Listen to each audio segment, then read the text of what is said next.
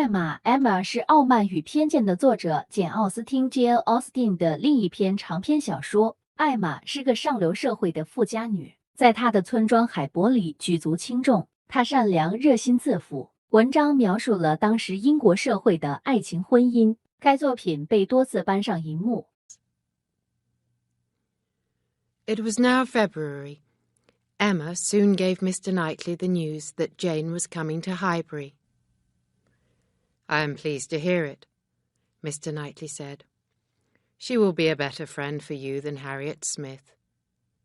You do not like Jane because she is better educated than you, Emma. She reads many more books, and she plays the piano better than you do. She is a very beautiful and a very clever young woman."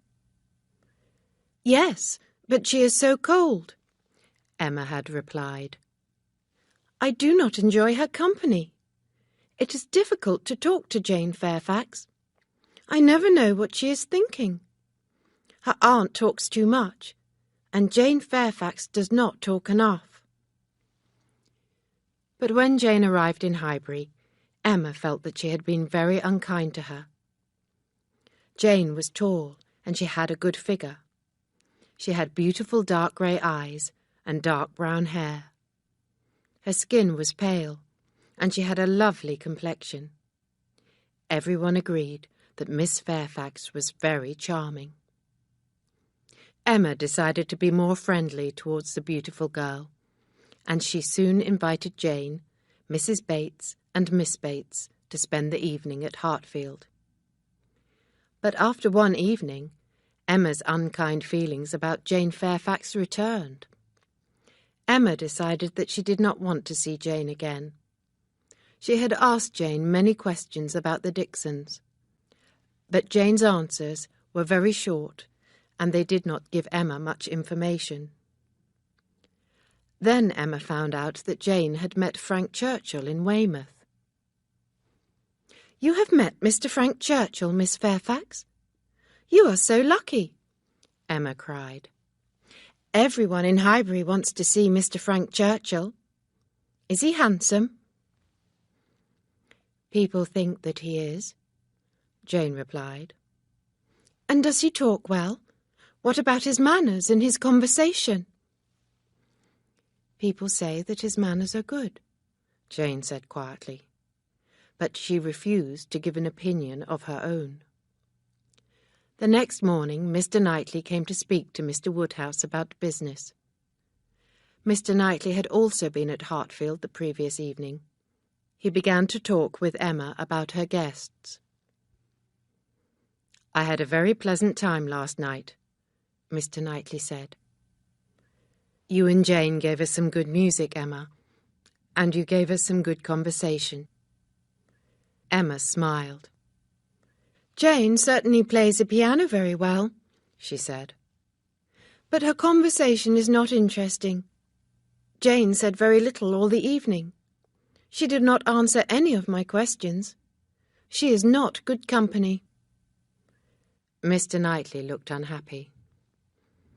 "I would like you to be friends with Jane," he said. "Jane does not make friends easily," Emma replied. "But she is very beautiful and very charming. I admire her, but I feel sorry for her too. Her life will not be easy, like mine." Mr. Knightley was pleased at Emma's words, but Mr. Woodhouse looked sad. "The Bateses do not have an easy life either," he said. "They have very little money. I wish that we could do more for them, Emma, my dear.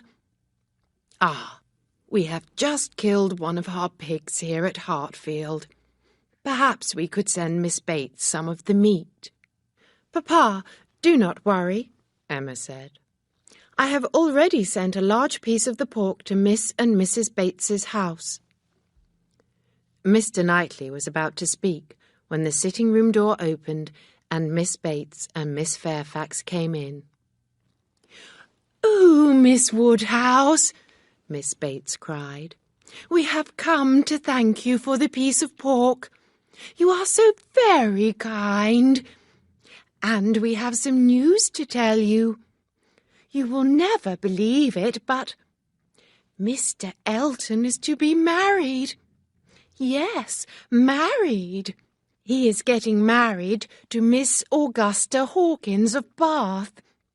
We shall all have a new neighbour at Highbury. What do you think about that, Miss Woodhouse? I am sure that everyone will wish Mr. Elton happiness, Emma said quietly. And Miss Hawkins too, of course. Emma turned towards Jane Fairfax. What do you think about the news, Miss Fairfax?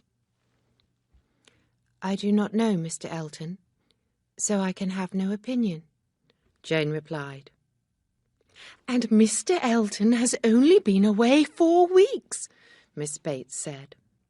I did think at one time, perhaps a young lady in Highbury, but no, Mr. Elton is a fine young man.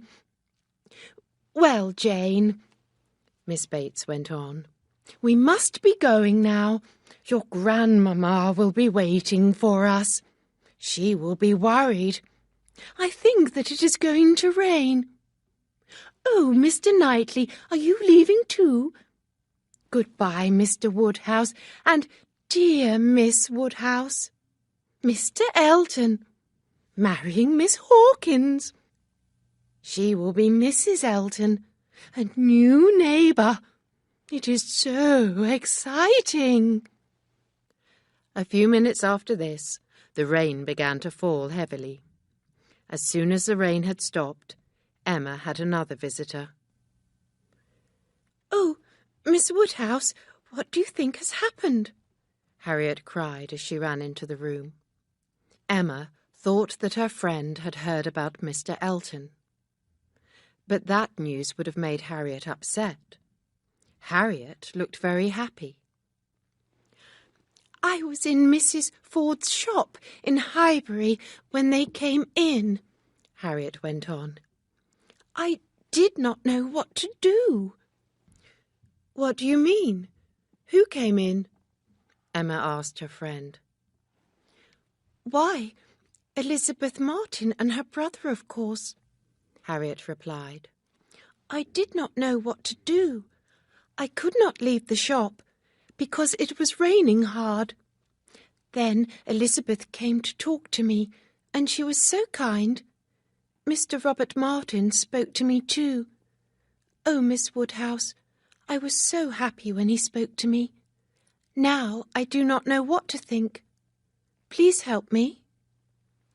At first, Emma had no answer.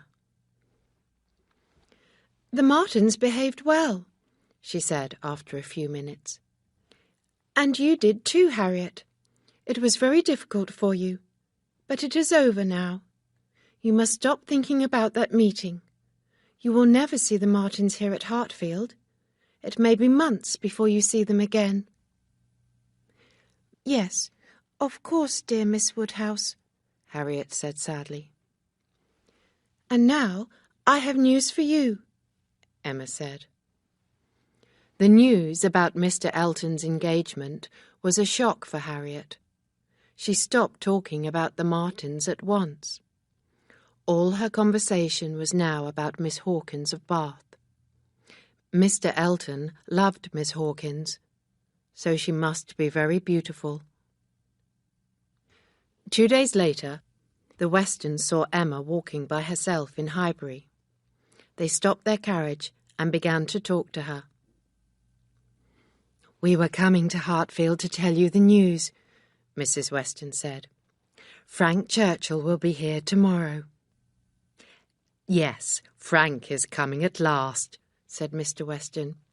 Here is his letter. He will be here tomorrow at about 3 o'clock. He is staying for 2 weeks. I shall be so happy to have Frank with us at Randalls, Mrs. Weston said. We shall bring him to Hartfield very soon, Emma. But Frank Churchill surprised everyone. He arrived a day early. By 12 o'clock the following morning, Mr. Weston and Frank Churchill were talking with Mr. Woodhouse in the sitting-room at Hartfield.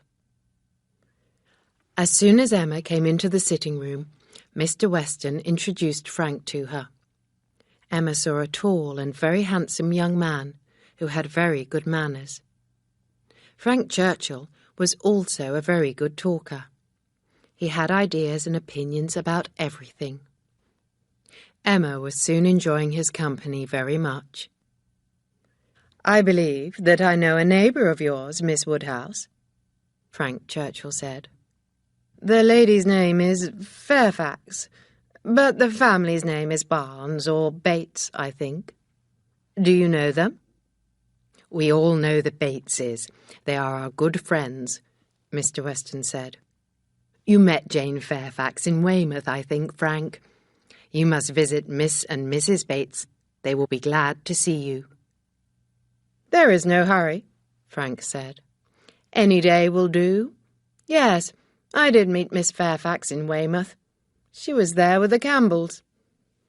"Please visit the Bateses today, Frank," his father said. "Old Mrs. Bates is Jane's grandmother. Mrs. Bates and her daughter Hetty are very poor. It would be very impolite if you do not visit Jane." As Mr. Weston and his son were leaving, Emma spoke to Frank. "Jane Fairfax is a very elegant young lady," she said. "Yes, I suppose so," said Frank quietly. Emma was surprised. She had thought that a young man like Mr. Frank Churchill would be interested in the elegant and charming Miss Fairfax. Frank Churchill visited Hartfield again the next day. This time he came with Mrs. Weston. The young man seemed to like his stepmother very much. Emma was delighted. The weather that day was good. Frank, Emma, and Mrs. Weston walked in the garden at Hartfield, and then they went into the village of Highbury itself. Frank Churchill wanted to see everything, and everything in Highbury pleased him. They all stopped outside the Crown Inn. When Frank heard that the inn had a ballroom, he became very excited. He wanted to see inside the room at once. "This room is perfect for dancing," Frank Churchill said as he looked around. "We must have a ball while I am in Highbury.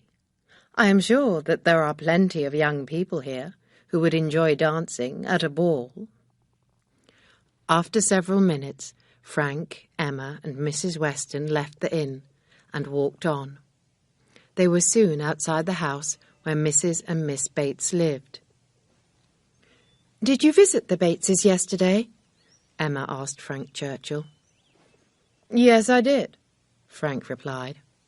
"I saw all three ladies, Mrs. and Miss Bates and Miss Fairfax. Miss Bates did not stop talking for more than half an hour." "Did you think that Miss Fairfax was looking well?" Emma asked. "No, I did not think that she looked well. Not well at all," Frank said quickly. "She is always pale, but now she looks ill." "Did you often see Miss Fairfax in Weymouth?" Emma asked. "Yes, I met her and the Campbells quite often," Frank replied. "And I met Mr. Dixon too, of course. He was not married to Miss Campbell then. Mr. Dixon admired Miss Fairfax, and he admired how she played the piano too. Have you heard Miss Fairfax play the piano, Miss Woodhouse?" "Yes, I have," Emma replied. "And I agree with Mr. Dixon. Miss Fairfax plays very well." "Miss Fairfax does everything extremely well," Frank said, smiling. "However, Mr. Dixon married Miss Campbell. I do not know what Miss Fairfax thought about that." "You have been Miss Fairfax's friend longer than I have." "I cannot say that I am Miss Fairfax's friend," Emma said. "She is very reserved, and it is difficult to know her. I often think that she is hiding something, that she has a secret." "I agree with you," Frank Churchill said. "It is difficult to be fond of a reserved person." Emma was very pleased with Mr. Frank Churchill. His conversation was interesting and amusing. He was charming, and he had good manners. Emma enjoyed his company, but she was very surprised when Frank went away the next day. He rode to London to have his hair cut. Mr. Weston laughed, but Mrs. Weston shook her head.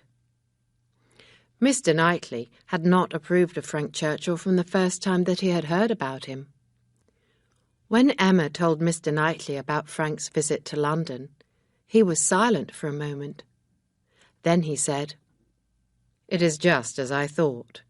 Frank Churchill is a silly, spoilt young man."